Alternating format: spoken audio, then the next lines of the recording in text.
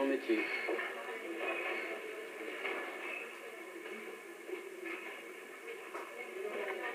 C'est drôle. Tout à coup, je ne sais pas quoi dire. Ça m'arrive très souvent. Je sais ce que ça veut dire. Je réfléchis avant de le dire pour savoir si c'est bien ça qu'il faut dire. Mais au moment de le dire, pif, je ne suis plus capable de le dire. Oui, évidemment. Écoutez, vous avez lu Les Trois Mousquetaires? Non, mais j'ai vu le film. Pourquoi? Parce que, vous voyez, il y a là-bas Porthos. D'ailleurs, c'est pas dans Les Trois Mousquetaires, c'est dans 20 ans après. Porthos, le grand, le fort, un peu bête. Il n'a jamais pensé de sa vie. Vous comprenez?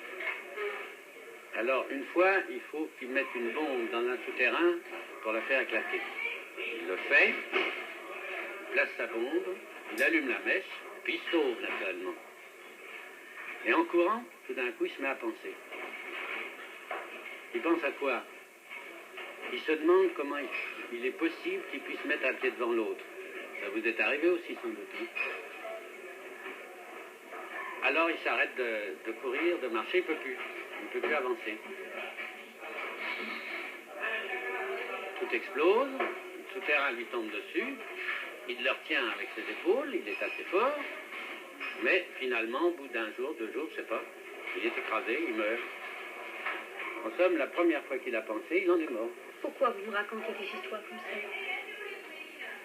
Comme ça, un peu pour parler. Et pourquoi est-ce qu'il faut toujours parler? Moi, je trouve que très souvent, on devrait se taire, vivre en silence. Plus on parle, plus le mot ne veut rien dire. Peut-être, mais est-ce qu'on peut... J'ai toujours été frappé par ceci, c'est qu'on ne peut pas vivre sans parler.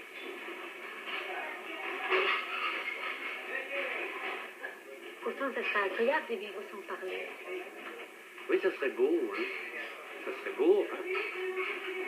C'est comme si on s'aimerait plus. Seulement, c'est pas possible. On n'y est jamais arrivé. Mais pourquoi? Les mots devraient exprimer exactement ce qu'on veut dire. Est-ce qu'ils nous trahissent? Il y a ça, mais nous les trahissons aussi. On doit pouvoir arriver à dire ce qu'on a à dire, puisqu'on arrive à bien écrire. Enfin, c'est tout de même extraordinaire qu'un bonhomme comme Platon, on puisse encore tout de même le comprendre. C'est vrai qu'on le comprend, on peut le comprendre. Et pourtant, il a écrit en grec il y a 2500 ans. Enfin, personne ne sait plus la langue de cette époque-là. C'est pas vrai, on ne sait plus exactement. Pourtant, il en passe quelque chose, donc on doit arriver à bien s'exprimer.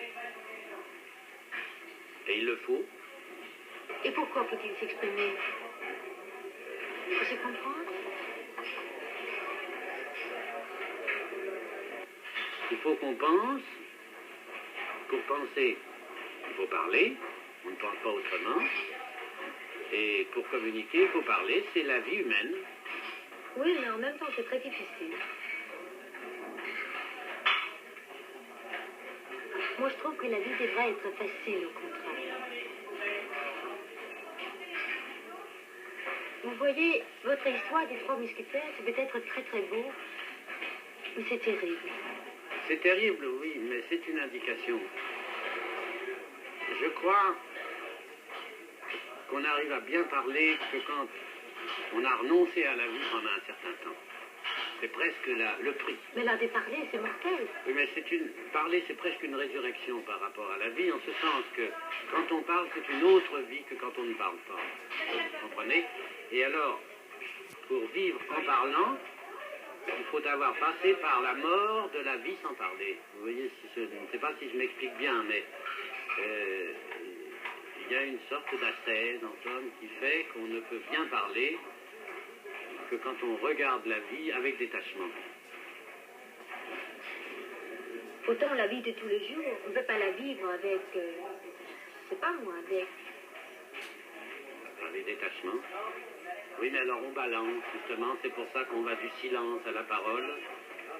On balance entre les deux, parce que c'est le mouvement de la vie qui est que on est dans la vie quotidienne et puis on s'en élève vers une vie, appelons-la supérieure, c'est pas bête de le dire, parce que c'est la vie avec la pensée. Enfin, Mais cette vie avec la pensée suppose qu'on a tué la vie trop quotidienne, la vie trop élémentaire.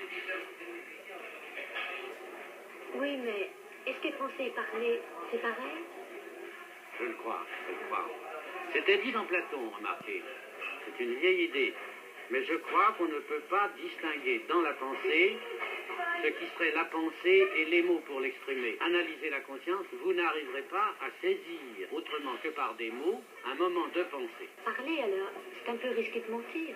Oui, parce que le mensonge, c'est un des moyens de la recherche, je crois. Il y a peu de différence entre l'erreur et le mensonge. Naturellement, ne parlons pas du mensonge cru, ordinaire, qui fait que je vous dis, je viendrai demain à 5 heures, puis je ne viens pas parce que je n'ai pas voulu venir demain à 5 heures. Vous comprenez, ça, c'est des trucs.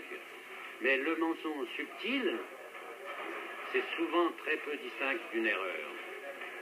Quelque chose on cherche, et puis on ne trouve pas le mot juste.